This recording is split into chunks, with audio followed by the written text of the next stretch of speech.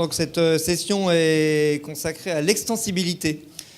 L'extensibilité, une petite table ronde qui va réunir alors de droite à gauche Pierre Lévy de la mairie de Paris qui représente le CMS Lutèce, Tarek qui est de Jaya, qui pourra parler de Jaya, Yann Gomiro qui parlera de Joomla, Marc Brassier de Liferay, et Kevin Danesis qui parlera de CMS Made Simple.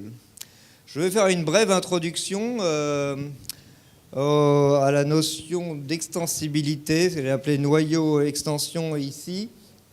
Un triple modèle. J'aimerais insister sur le caractère triple du modèle et sa capacité, ça n'est pas sa seule vocation, mais sa capacité à articuler éditeur et communauté. C'est une des choses qui me semble les plus intéressantes dans l'extensibilité. Donc l'idée, c'est de ne pas se focaliser sur les aspects techniques. Est-ce que tel ou tel outil CMS est extensible ou non? Combien il a d'extensions? Ça fait partie du sujet, hein, c'est intéressant, mais ce n'est pas la seule chose. On s'aperçoit qu'il y a des outils, et d'ailleurs, ce n'est pas propre à la gestion de contenu. On retrouve la même chose dans beaucoup de domaines, dans les ERP, on retrouve la même chose même dans la GED et a fortiori dans le e-commerce, qui ont adopté ce modèle. Et dans certains cas, même le noyau finit par être minoritaire. Et en fait, le noyau ne fait pas grand-chose. Et les extensions font le gros du boulot. Quelques exemples qui sont pris un peu dans tous les domaines. J'ai cité ici Magento avec plus de 2400 extensions, dont un bon tiers est gratuite. La plupart des autres comptent une centaine de dollars. J'avoue que c'est de l'information qui a un peu plus d'un an d'âge. Je ne suis pas allé revérifier sur chacun des sujets. Drupal, à cette époque, avait 7000 extensions, mais je pense que ça a dû grandir depuis. Chacun de nos invités ici nous diront combien ils ont d'extensions, mais en matière d'extension, il est à peu près établi que ce n'est pas celui qui en a le plus qui a forcément le plus d'atouts. Et OpenERP dans un tout autre domaine avec 700 extensions, dont un bon nombre qui viennent d'intégrateurs. Alors pourquoi choisir ce modèle? Triple modèle, donc un modèle d'architecture logicielle, un modèle économique, un modèle de gouvernance et de gestion d'écosystème. Un modèle d'architecture en premier lieu. En tant qu'architecture, il s'agit de privilégier un noyau réduit avec des fonctionnalités centrales et principalement une sorte de hub qui va accueillir des développements externes, dont même une partie pourra être de la même origine que l'équipe qui a fabriqué le noyau, car le but n'est pas forcément d'articuler une équipe avec une autre équipe. Et puis des hooks, des points d'ancrage et différentes technologies pour brancher des extensions qui apportent d'autres fonctionnalités. L'idée, c'est à la fois la légèreté, la capacité à répondre à une diversité de besoins de la manière la plus flexible et la plus légère possible, puisque chacun n'embarquera comme extension que le strict minimum dont il a l'usage. On a vu d'ailleurs ce modèle de la même manière se décliner sur des outils comme Firefox, hein. Mais même tout le monde pense que c'est aussi la voie même pour les systèmes d'exploitation, c'est-à-dire de ne pas aller vers des systèmes obèses qui ont embarqué tout ce qu'il était concevable d'embarquer pour répondre à tous les cas de figure, mais le même principe du noyau léger auquel on vient intégrer les fonctionnalités nécessaires. Ça permet donc d'éviter les problèmes du noyau obèse qu'on voit bien par exemple avec Microsoft qui a de plus en plus de mal à sortir des versions d'OS. Ça permet aussi d'isoler les roadmaps. Chaque module suit son propre cycle de vie. Ça permet aussi d'isoler l'assurance qualité, y compris en acceptant des niveaux de qualité différents. Et ça, c'est fondamental, c'est-à-dire tout n'a pas les mêmes exigences de qualité. La très haute qualité que doit atteindre le noyau d'un produit critique, c'est difficile, ça coûte cher, c'est long. Et sur des fonctionnalités plus légères, on peut accepter des niveaux de qualité moindres.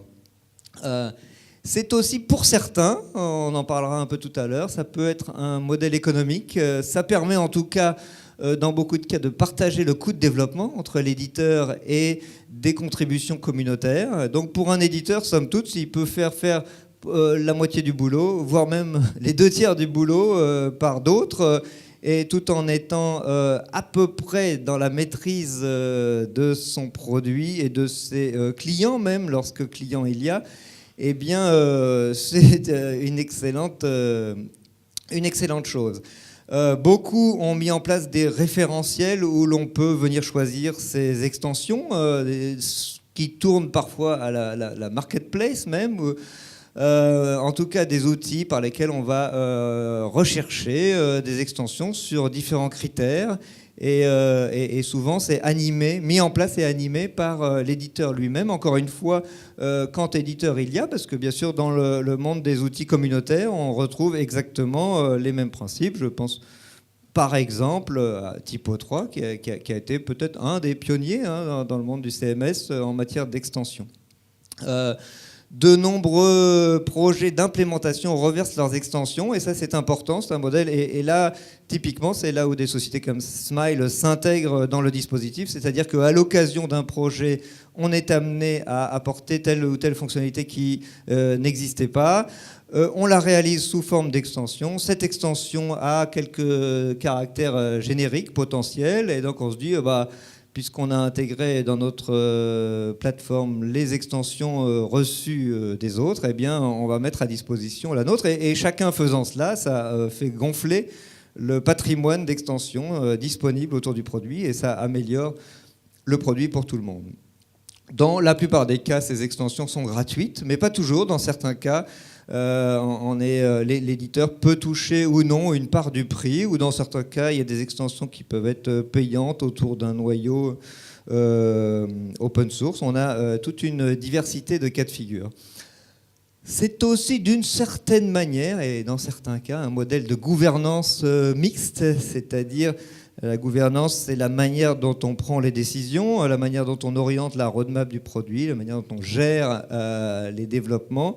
Et dans certains cas, c'est aussi le moyen d'articuler justement une logique d'éditeur qui a besoin, ne serait-ce que pour des raisons de qualité, de garantie de qualité, qui a besoin d'un certain niveau de contrôle sur le noyau de son outil. Et en même temps, imposer ce niveau de contrôle ne doit pas décourager la réception, l'accueil des contributions tierces. Eh bien, c'est la meilleure manière de faire cohabiter ces deux mondes. C'est ce modèle, justement, de noyau et d'extension. Dans beaucoup de cas, je dirais presque dans la majorité des cas, les éditeurs d'outils open source sont pas fanas de voir tel ou tel contributeur apporter des patchs ou des fonctionnalités supplémentaires au noyau de leurs produits, parce que c'est un peu compliqué à gérer, parce que potentiellement ça peut apporter des fragilités. Et là aussi, donc, le modèle noyau-extension répond parfaitement à cette nécessité de cohabitation. Voilà, j'en ai à peu près fini pour mon introduction. Que dire de plus? Non, j'en ai fini.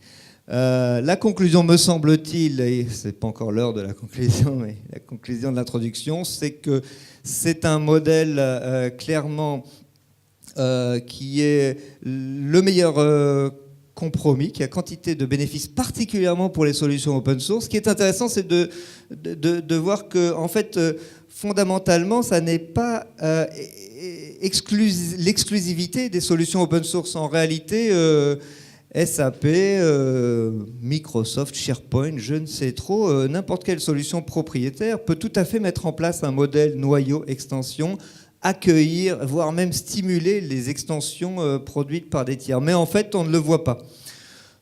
Sur SAP, il y a quelques extensions qui sont en fait des méga produits, mais il y en a quelques dizaines tout au plus, et bien sûr, elles vont coûter des centaines de milliers d'euros pièce. Donc on est dans un autre monde. Et bien que ce ne soit pas pour des raisons technologiques, mais pour une quantité de raisons sur lesquelles on reviendra peut-être, les éditeurs propriétaires ne pratiquent pas, ou pratiquent très peu, ce modèle noyau-extension. Voilà, j'en ai fini, et j'aimerais justement, pour commencer les questions, je vais aller m'asseoir avec vous, Pour commencer les questions, j'aimerais qu'on donner la parole à tour de rôle à chacun de nos invités pour commencer sur le sujet, sur chacun de ces sujets, mais commençons par la technique quand même, c'est-à-dire quels sont les bénéfices de l'extensibilité en termes d'architecture selon chacun d'entre vous. Donc Pierre, encore une fois, ce qui est le papa et l'architecte du CMS Lutèce, utilisé par la mairie de Paris et par pas mal d'autres villes, je crois. Oui. Je vais garder, excuse-moi. Oui, donc Pierre Lévy. Donc je vais peut-être refaire un bref historique de Lutèce, puisque je représente le CMS probablement le moins connu de cette table ronde.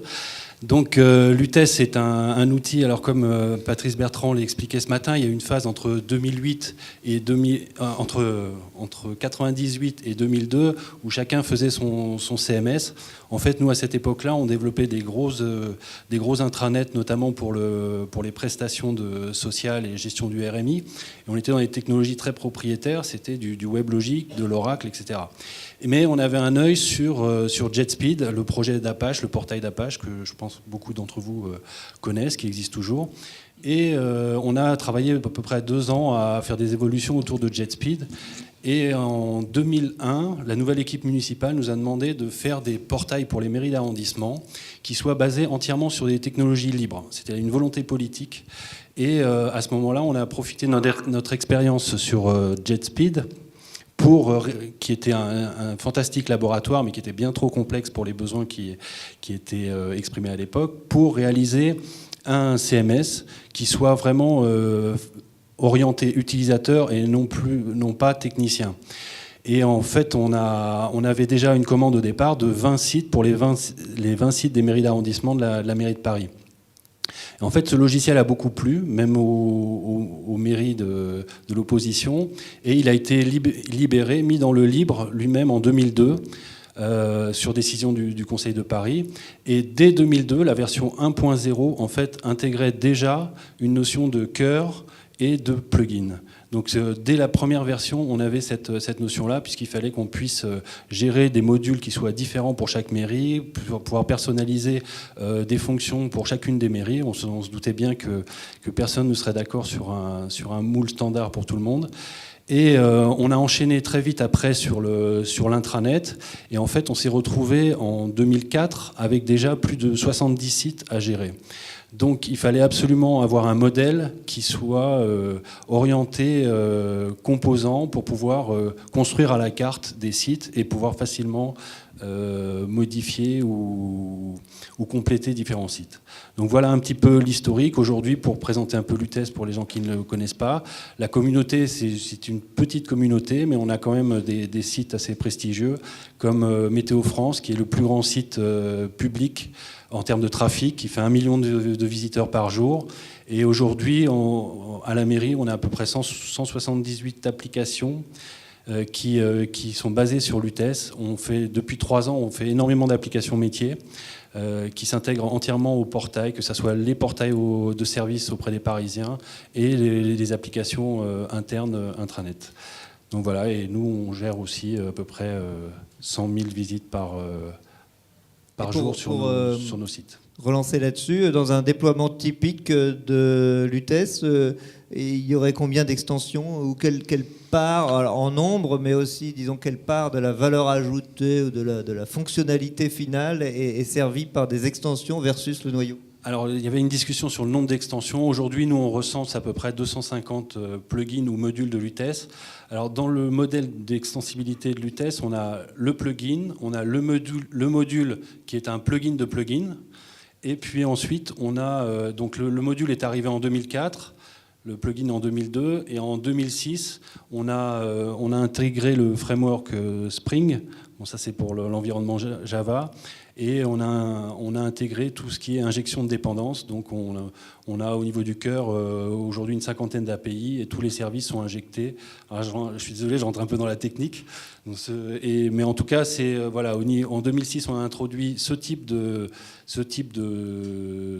technologie, donc qui permet de construire les API, C'est comme des prises, et derrière, on va brancher une implémentation qu'on peut facilement remplacer par une autre.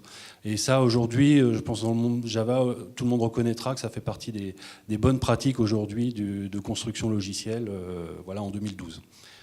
Ok, merci. Alors c'est vrai que Lutèce, on le connaissait moins, donc ça valait la peine de le resituer un petit peu.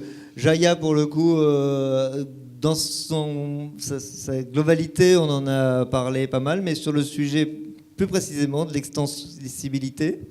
Alors, bon, sans refaire tout l'historique, néanmoins, nous, ce sujet de l'extensibilité, on l'a adressé de manière assez spectaculaire, en fait, à l'occasion de la sortie de la version 6.5 l'année dernière, puisque on était parti dans la logique des versions pré-6.5 d'un noyau toujours sur la même logique et autour d'un système de templating qui contenait à la fois de la mise en page, à la fois des règles de gestion, donc un templating en script, en JSP, voilà, du monde Java, donc en langage de script, donc fait par des développeurs. Et notre modèle a toujours été celui-là, d'avoir notre noyau et puis derrière des intégrateurs comme Smile qui livrent des sets de templates. C'était frustrant au final parce que notre système d'extension était trop restreint. Le templating mélangeait à la fois du rendu, des informations de mise en page, des règles métiers, des déclarations de type. Enfin, c'était un petit peu trop compliqué à maintenir et surtout la réutilisabilité était assez limitée. On a pu, à l'occasion du développement de la version 6.5, reprendre tout à zéro et mettre complètement de côté en fait, notre ancien modèle pour passer sur une extensibilité à plusieurs niveaux. Techniquement, l'extensibilité, elle est unifiée. C'est-à-dire qu'on a bien toujours le noyau, avec les services Jaya classiques de WCM, portail, donc workflow, gestion des droits, gestion de la persistance sur des environnements cluster, de la haute dispo, etc. Donc ça, ce sont des services gérés par le noyau dont on n'a pas à se soucier quand on est intégrateur, ou très peu. Quand on développe une extension, on vient juste se plugger en effet sur ces services du cœur. Et donc techniquement c'est unifié, toutes les extensions suivent le même format technique. On utilise Maven pour la gestion de nos projets d'extension. Donc on a un archétype Maven, on génère nos projets, et derrière on peut mettre dans les projets tout ce qu'on veut. Et à côté de ça, en fait, en dehors de cette approche technique unifiée, finalement aujourd'hui nous des extensions, ce sont des choses, on appelle ça des modules dans Jaya, ça peut être des choses très différentes. On peut avoir des modules qui vont servir à gérer un nouveau type de contenu. Par exemple, je vais gérer un type de contenu spécifique à mon projet qui va être une fiche produit au format avec les attributs spécifiques à mon organisation, avec donc des vues, la façon de l'afficher, etc. Ça peut être un composant plus technique, comme un composant de connexion, un annuaire, qui peut être aussi un module. Même si techniquement on verra la même chose, fonctionnellement ce sont des choses très très différentes. On peut avoir un jeu de template aussi, qui va être uniquement de la mise en page, qui est aussi packagé sous forme de module technique de la même façon, mais qui rend des services complètement différents, puisque les jeux de template, c'est uniquement de la mise en forme. Et tout ça est géré de manière complètement indépendante. Ce qui fait que si moi je développe un fameux composant de gestion de fiches produits couplé à une interface avec un système e-commerce et puis éventuellement des liens vers SAP pour la gestion de mes commandes ou autre, ce module-là, je peux le déployer sur n'importe quel environnement Jaya, dans n'importe quel contexte graphique, en termes de rendu de template, dans n'importe quel contexte technique, annuaire LDAP ou connecteur à un référentiel utilisateur spécifique, etc. Tout ça est complètement indépendant. Et c'est là-dessus qu'on a ressenti vraiment le challenge. C'est ça qu'on a pu adresser avec la version 6.5. C'est un bénéfice pour nous, parce que ça nous permet de nous concentrer vraiment, nous, sur le cœur, et puis aussi sur les extensions, les modules qu'on fournit par défaut. On fournit à peu près une centaine de composants fonctionnels avec le produit dans lesquels les clients peuvent piocher, qui peuvent réutiliser tel quel ou adapter éventuellement à des besoins. Les intégrateurs peuvent se concentrer sur la partie intéressante de l'intégration, qui sont les modules à forte valeur ajoutée, qui vont développer, pouvoir même réutiliser vis-à-vis de leurs différents clients en les adaptant peut-être, mais en tout cas maximiser la réutilisabilité de leur code. Pour les clients, c'est des coûts de développement qui sont bien moindres grâce à cette réutilisabilité justement et à ce catalogue très fourni. Ok, merci. Excuse-moi, je t'interromps pour qu'on ait le temps de finir le tour de table et puis de revenir aussi sur d'autres sujets que je trouve intéressants, l'articulation justement d'un éditeur avec ses contributeurs tiers, etc. Yann, peut-être tu peux nous parler d'un monde un petit peu différent, celui de Joomla. Oui, parce qu'en fait, Joomla, à la base, par rapport à la présentation, c'est qu'on n'a pas d'éditeur. Tout à fait. On est une véritable communauté. À la base, c'est une communauté de développeurs.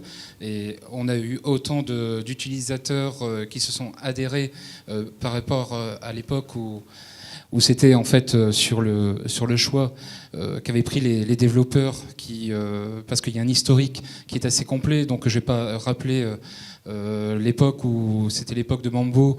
Il y a eu le premier fork qui a existé en fait des CMS, qui a permis en fait de créer Joomla à partir des développeurs. Et ça a continué en fait sur l'évolution, puisque de la version 1.0 qui était en fait une copie de Mambo, on a eu la version 1.5 qui était une refonte de Joomla complet au niveau du code. Et là aujourd'hui on est sur la version 2.5 qui est la version actuelle depuis le mois de janvier. On a une version 3.0 qui va sortir à la fin de l'été, qui aura aussi d'autres fonctionnalités. Au niveau des extensions, c'est pas nouveau. Depuis le départ, en fait, on a eu un accompagnement d'autres développeurs qui ont venu apporter différentes fonctionnalités, pas forcément un tout. En fait, on distingue. On a plusieurs termes. On appelle ça des composants, on appelle ça des modules, on appelle ça des plugins. En fait, rapidement, pour ceux qui ne connaissent pas encore les termes, ces composants, on a un ensemble de fonctionnalités. Ça peut être le e-commerce.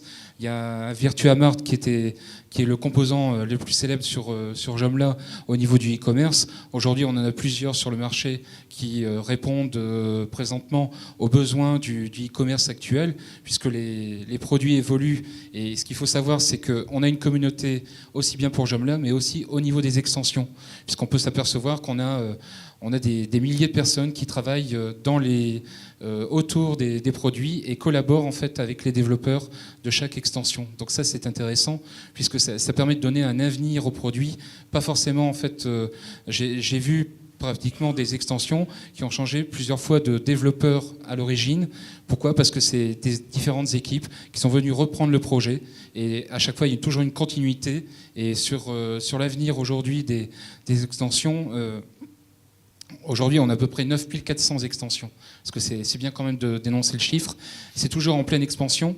Bien sûr, il faut le distinguer, les versions, puisque si on va sur l'annuaire des extensions de Joomla, qui s'appelle la GED, c'est Joomla Extension Directory, on a les différentes versions pour la 1.5, pour la 2.5, et bientôt pour la 3.0.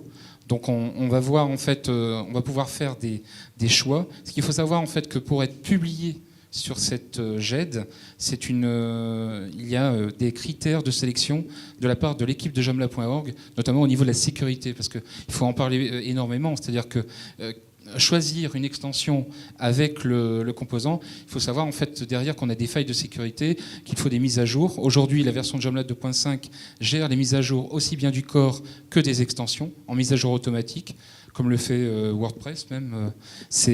Aujourd'hui, en fait, on a des fonctionnalités. On a des différences parce que les développeurs travaillent eux-mêmes, c'est-à-dire qu'ils ont leur propre dépôt et ça s'ajoute.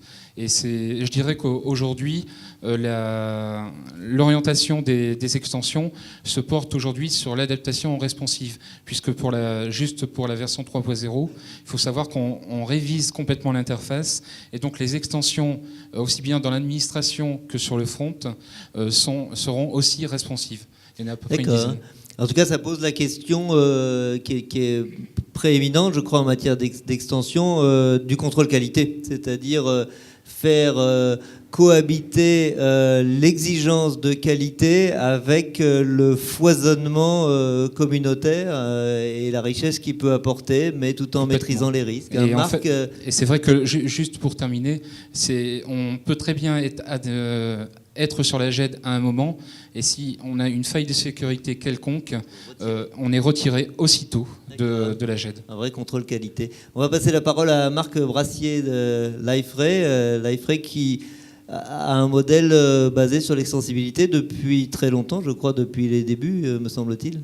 Oui, tout à fait, depuis les débuts. Alors, pour resituer Liferay, pour ceux qui ne connaîtraient pas, donc Liferay, c'est une solution orientée portail Java J2E. Aujourd'hui, on va dire que la majorité de nos clients sont plutôt des grands comptes, donc plutôt type Société Générale, Air France, etc., qui font effectivement leur intranet sur la base de Liferay. Sur la partie extension, en fait, faudrait d'abord aborder la notion de standard. Voilà, parce que dans le monde Java, il y a cette notion de standard, donc vous allez retrouver cette notion de portlet. Donc ça, c'est une notion qu'on intègre, mais vous allez retrouver également peut-être des choses comme OpenSocial. Alors OpenSocial, peut-être que ça vous dit rien, mais globalement, c'est une norme qui a été poussée par Google. Si vous prenez Google Maps, typiquement, c'est un gadget OpenSocial que vous pouvez intégrer dans votre portail. Donc il y a cette notion de standard qui est très importante finalement, hein, parce que ça participe à cette notion d'interopérabilité et puis d'extensibilité.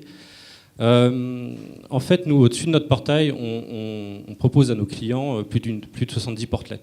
Donc après, ça permet effectivement d'apporter une certaine modularité pour tous nos clients et tous nos intégrateurs type Smile pour construire des solutions sur mesure pour les utilisateurs finaux. Donc ça, c'est la première chose. Et la deuxième chose, c'est qu'on va annoncer dans le courant du mois de septembre, en fait, le lancement d'une marketplace, typiquement sur le même modèle que l'App Store, c'est-à-dire que ce sera des modules développés soit par des intégrateurs, soit par des clients finaux, qui seront reversés dans la marketplace, qui auront un coût, voilà, en fonction de la complexité de l'application qui sera proposée. Mais ces applications seront certifiées par Liferay. Donc certifiées, ça veut dire qu'elles seront prises en compte dans le cadre du support, et puis qu'elles seront exemptes de tout bug ou de failles de sécurité. Voilà. Donc un contrôle qualité à nouveau. Exactement. Alors ce qui est important juste un dernier mot, ce qui est important de dire sur Liferay, pourquoi Liferay aujourd'hui peut se permettre de lancer ce type d'outil, tout simplement parce que c'est une solution qui a un peu plus de 10 ans voilà, sur le marché. Voilà, ça fait 10 ans que ça a été créé. Et qu'aujourd'hui, on a une communauté qui représente à peu près 60 000 membres. Donc il y a à peu près 60 000 membres qui contribuent tous les ans sur notre solution. Et je te relance avant de passer la parole à Kevin sur la question des standards. Est-ce que cette promesse du portlet, anciennement JSR 168, etc., est-ce qu'elle a été tenue? Est-ce qu'aujourd'hui on peut prendre un portlet qui aurait été développé pour un autre portail et le brancher sur Liferay et ça marche du premier coup? On va pouvoir se renvoyer la balle, mais non, pour être franc, il y a toujours un peu d'adaptation. Voilà. Ouais. Si on passe de Liferay à Lutèce, il y aura de l'adaptation, et inversement de Lutèce à Liferay, il y aura forcément un petit peu de développement. D'accord, c'était en tout cas... Mais la grosse tendance, outre les portlets, il n'y a pas beaucoup de développement à faire, hein. Mais la grosse tendance, c'est quand même de partir aujourd'hui sur cette notion de gadget, voilà, et d'utiliser le standard OpenSocial. Voilà. Ouais. Plutôt côté une intégration côté client, plutôt en somme. Exactement. Voilà. Kevin Danzis, qui représente ici CMS Made Simple, que personnellement je connais moins bien, donc peut-être tu peux en profiter pour le bien présenter sûr. Un peu mieux. Donc CMS Made Simple est un CMS relativement petit en comparaison de mon confrère de Joomla, PHP et MySQL. On a des cibles qui sont à peu près les mêmes que Joomla, bien que Joomla ait une dimension portail que CMS Made Simple ne s'inventerait pas. Néanmoins, voilà, des sites, ça peut être un site personnel, un site e-commerce, un gros site international. On n'a pas vraiment de limite. Voilà, pour situer un peu le contexte.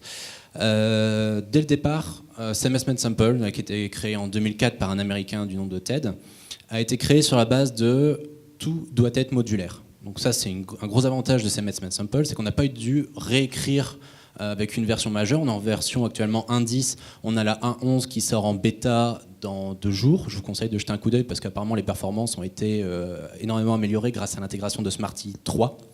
Et ils ont sorti une version spécialement pour nous, donc merci les gars. Voilà, on est à la version 10 maintenant. On a 600 modules qui sont tous gratuits. Donc on est vraiment un aspect communautaire, on n'a pas de société derrière nous, ce sont des bénévoles, ce sont des développeurs, ce sont des personnes qui vivent au travers de leur métier d'intégrateur web ou de développeur, ils en vivent, et donc on a un fonctionnement qui est chacun peut développer un module si jamais celui-ci n'existe pas ou si celui qui existe ne convient pas aux besoins du client. Donc ça, c'est vraiment très intéressant. On a une API dédiée au module où, comme vous l'expliquez, ou je ne sais plus qui expliquait, système de prise où chacun va aller se plugger dessus. C'est exactement ça. Et je pense qu'à l'heure actuelle, c'est impensable de prendre un outil open source et de se dire je vais être bloqué si demain j'ai besoin d'une fonctionnalité. Je vais être bloqué s'il faut que j'aille modifier le code source du logiciel. Il existe des logiciels open source, on peut citer des noms, il y a PHPBB, il y a FluBB pour la partie forum. Quand vous voulez ajouter un module, il faut aller modifier le code source. C'est une hérésie. Je ne sais pas si quelqu'un a quelque chose à rajouter de ce côté-là, mais mettez à jour une version de PHPBB, vous perdez tout. Donc au contraire, on a essayé de prendre le pli inverse, de dire tout doit être modulaire.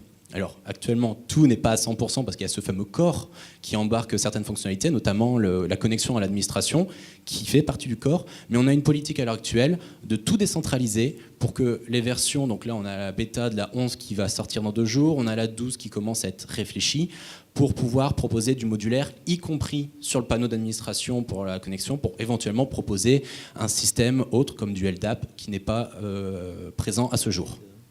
Donc tout le monde convient que c'est le bon modèle, chacun à sa manière, mais en tout cas, il n'y a pas d'ambiguïté sur le fait que ce soit le bon modèle.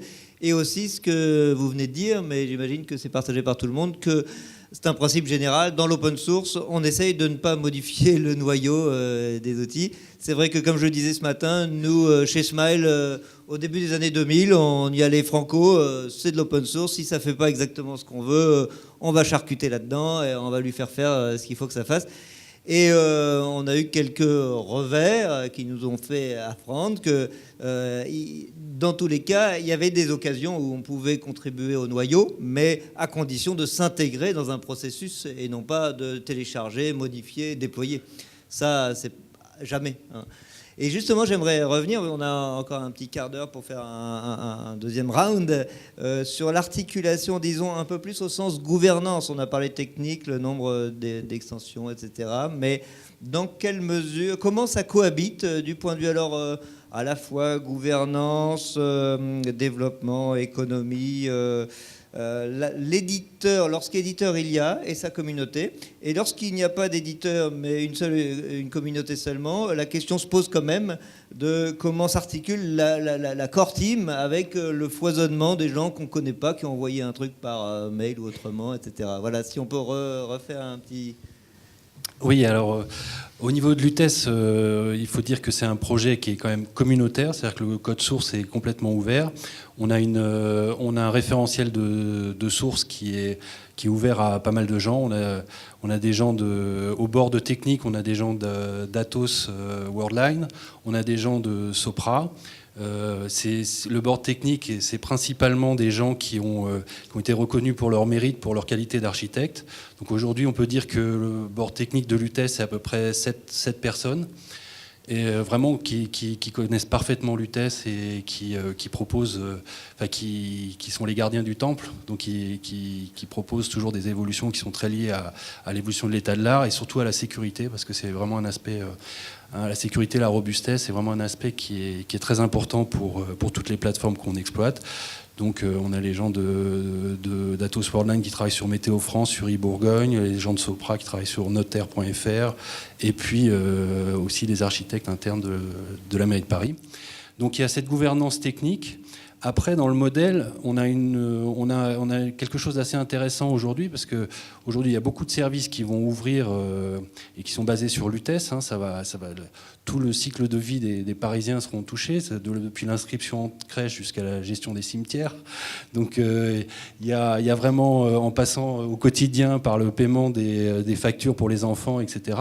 Donc, on a un portail, par exemple, Facile Famille. Alors, s'il y a des Parisiens, des parents parisiens, ils doivent sûrement le connaître, qui va être, dont l'éditeur, qui est un éditeur de RP pour les collectivités, a décidé de complètement abandonner son développement spécifique pour se baser sur le socle l'UTES.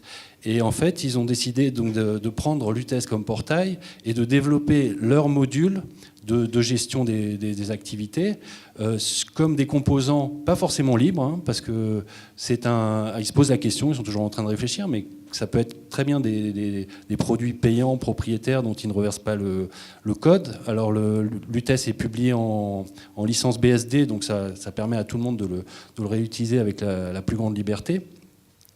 Et donc, ils ont décidé de travailler sur de fournir leur progiciel sous forme de plugin de Lutèce. Et le gros avantage pour nous, c'est qu'on peut adjoindre à ce portail qui est dédié aux familles d'autres modules qui seraient faits par d'autres, qui seraient soit en libre, soit aussi propriétaires, mais par d'autres éditeurs. Et cette société, Teamnet, va reverser son module de paiement en ligne pour Lutèce. Voilà. Ok. Tarek, peut-être sur Jaya, comment se passe l'interaction entre Jaya l'éditeur et ses contributeurs Alors, contrairement à Lutèce et à Joomla, mais on est plus proche de l'iFray pour ça. Pour CMS Made Simple, je ne sais pas, mais on est un éditeur, c'est-à-dire qu'on se comporte comme un éditeur vis-à-vis de ce produit, même si la version communautaire a une licence GPL. C'est la société Jaya qui est l'éditeur officiellement, qui supporte les évolutions du noyau et des composants standards qui viennent avec le noyau, des modules qui sont fournis en standard. Donc là-dessus, la responsabilité du commit sur le core, elle nous incombe directement. On peut avoir des partenaires ou des gens de la communauté qui vont contribuer du code. Au final, ce sera fait en collaboration avec nous et ce sera validé par nous à la fin et supporté par nous comme n'importe quel morceau de code qui est dans Jaya. Sur les extensions, on a plusieurs niveaux. On a un premier niveau d'extension qui est disponible, ce qu'on appelle la Jaya Forge, sur notre site web, qui sont des extensions qu'on supporte, qui peuvent provenir de la communauté aussi, mais que de la même façon que pour le core, on a intégré en termes de code, on a testé et on supportera ces extensions-là, ces modules-là, pour nos clients, ou voilà, pour les clients qui nous demandent de le faire. Pour les extensions, les modules qui sont plutôt de la R&D, je dirais, qui n'ont pas vocation à être utilisés comme ça, qui ne sont pas production ready, disons, on a un espace sur GitHub qui permet à n'importe qui de reverser son code d'extension, de mettre son extension en ligne et de partager le code avec toute la communauté et du coup d'avoir un travail comme ça itératif. Une fois que l'intérêt sur une extension a été perçu de notre côté et que on prend les choses en main, c'est-à-dire qu'on prend le code, on l'évalue, on l'optimise, etc., là il peut arriver dans la Jaya Forge pour être supporté officiellement par l'éditeur. Donc voilà. Après, à côté de ça, sur les évolutions du produit lui-même, on a un modèle qui fait que c'est notre communauté en fait notre communauté, c'est nos clients, nos partenaires qui vont driver aussi la roadmap. C'est-à-dire que s'il y a une nouvelle fonctionnalité qui doit être intégrée au noyau ou qui doit faire l'objet d'une extension standard, on collabore avec nos clients, on collabore avec les partenaires pour la mettre en œuvre et la supporter officiellement ensuite. Et ça rejoint le troisième niveau, qui est ce qu'on appelle les Jaya Labs. Ce sont plutôt des vidéos de démonstration sur les choses sur lesquelles on travaille et qui permettent d'initier l'intérêt dans notre communauté pour que naturellement, de manière un peu darwiniste, les extensions qui seront intéressantes pour les clients, pour le marché, émergent et que ce soit là-dessus qu'on se concentre et pas finalement sur des fonctionnalités qui ont peu d'intérêt pour nos clients. Ok, merci. Et c'est vrai que j'en profite pour souligner que même si dans extension, on pense tout de suite à une notion de réutilisabilité, c'est-à-dire que ces extensions vont rejoindre un référentiel dans lequel d'autres pourront piocher, etc. C'est un des aspects du modèle, mais c'est aussi, dans presque tous les cas, un pur modèle de développement. C'est-à-dire que même sans aucune finalité de réutilisation, si pour une intégration donnée, on a à développer dans Jaya ou dans l'iFray ou dans les autres également, on a à développer des fonctionnalités supplémentaires, spécifiques, même qui ne seront jamais réutilisées, l'extension est le bon moyen de les développer. Voilà, donc même pour du spécifique one-shot, si je peux dire, l'extension est la bonne architecture. Yann Oui, en fait, sur Joomla, on a quand même de grandes différences. C'est-à-dire que depuis le mois de janvier, en fait, on a séparé la plateforme Joomla du CMS. En fait, on a deux équipes aujourd'hui de développeurs. Donc, on a toujours une équipe qui va développer autour du CMS et une équipe qui va améliorer des fonctionnalités autour de la plateforme Joomla. La plateforme Joomla, en fait, elle est complètement à part. C'est plutôt du domaine applicatif où on va créer des véritables applications sur toutes les plateformes et on va pouvoir avoir des nouvelles fonctionnalités qui seront après réinjectées dans le CMS, comme là par exemple pour la version 3.0, on pense notamment au multisite, à des réflexions en fait qui sont déjà en cours de réalisation, puisque le planning de l'été est assez chargé. On est sur une version alpha au mois de juillet, au mois d'août une version bêta et une version stable au mois de septembre. Donc on n'a pas de vacances. Puisque en fait on est toujours bénévole, on fait exactement les contributions, je dirais aussi bien au niveau du corps. Alors là, il y a plusieurs échelles. Je dirais on a 12 développeurs qui ont travaillé sur le CMS. Autour, on a 150 personnes qui vont donner des contributions. Ça peut être par exemple, j'ai un outil de sauvegarde qui est superbe sur Joomla. L'auteur a déposé l'outil de notification de mise à jour automatique. C'est une fonctionnalité qui n'existait pas, qui a été ajoutée par un contributeur externe. Donc ça améliore en fait tout l'ensemble. Aujourd'hui, c'est la question qu'on peut se poser de vivre de Joomla par rapport aux extensions, puisque si on développe gratuitement entre guillemets des solutions, comment on peut vivre? C'est tout simplement parce qu'il y a une marketplace des fois qui propose des templates, puisqu'il faut savoir que par exemple des extensions comme e-commerce ou tout le reste, même les fonctionnalités, on peut ajouter des fonctionnalités nouvelles qui ne sont pas existantes. C'est-à-dire qu'on peut aussi bien faire des surcharges, donc ce qu'on appelle des overrides, c'est-à-dire qu'on change, si la fonctionnalité n'existait pas, ben on la crée et on l'ajoute sans modifier bien sûr le corps de Joomla, mais aussi le développement de l'extension, puisque c'est complètement à part. Voilà, donc en fait c'est pour vous dire un petit peu toute l'évolution par rapport aux extensions, et je pense que l'avenir aujourd'hui, c'est surtout pas modifier les fichiers d'origine, toujours pouvoir collaborer, je dirais, à côté, et s'il y a des personnes qui peuvent développer des fonctionnalités, ben c'est toujours avec plaisir qu'on les intègre après nativement. Ok, merci. Marc Brassier, dans Liferay, l'articulation de l'éditeur avec ses contributeurs d'extension, comment ça se passe? Ça se passe bien. Non, aujourd'hui, donc effectivement, Liferay, comme je le disais tout à l'heure, il y a une communauté de 60 000 membres. Donc on a une équipe au sein de Liferay, voilà, qui est chargée de gérer la communauté. Donc on a un business model assez classique. Maintenant, dans l'open source, on a une version communautaire, une version entreprise. La version communautaire apporte un certain nombre de plus-values fonctionnelles ou techniques. Je voulais juste revenir sur la partie marketplace. Sur la partie marketplace, donc je disais tout à l'heure, ça ressemble typiquement à ce que fait Apple avec son App Store.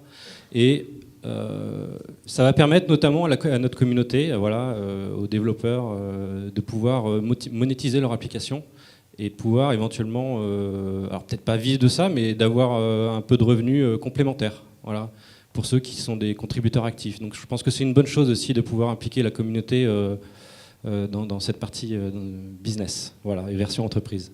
Vous pouvez trouver des revenus pour les contributeurs tiers. C'est un peu ce que je disais tout à l'heure quand je disais il y a un modèle d'architecture, un modèle de gouvernance et dans certains cas un modèle économique. Là, on est dedans. Voilà, exactement. Donc l'intérêt, c'est effectivement de récompenser la communauté, entre guillemets. Voilà.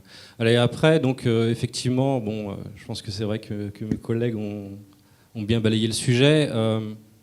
Outre les modules, je pense qu'on peut peut-être parler aussi des extensions au niveau des standards, etc. Donc, typiquement, je sais que voilà, SharePoint ou Documentum nous ont pas attendus, malheureusement, pour être présents en entreprise. Mais ce qui n'empêche pas l'adoption par un certain nombre de grands comptes de Liferay et de pouvoir intégrer des solutions de type SharePoint, Documentum, Alfresco ou Nexeo, parce qu'aujourd'hui, on est en mesure de fournir voilà, des API type CMIS qui nous permettent une interopérabilité entre ces systèmes. Donc ça aussi, ça fait partie de l'extensibilité de la partie CMS. D'accord. Très intéressant. Il faut qu'on presse un peu. Kevin On va faire vite. Donc du côté de CMS Main Sample, nous n'avons pas du tout la même carrure au niveau nombre d'utilisateurs. Pour que Joomla, on est le petit dernier de la famille des CMS en PHP, si je puis dire. Néanmoins, on a un modèle qui est peut-être un petit peu différent, c'est-à-dire qu'on a actuellement une dizaine de développeurs internationaux qui se concentrent sur le noyau. Ils n'acceptent pas de grosses contributions. C'est-à-dire que si quelqu'un découvre un bug, propose une correction, ça sera intégré avec plaisir, mais l'équipe de développement a sa propre roadmap interne qui ne développe pas plus sur les 6 mois en avant.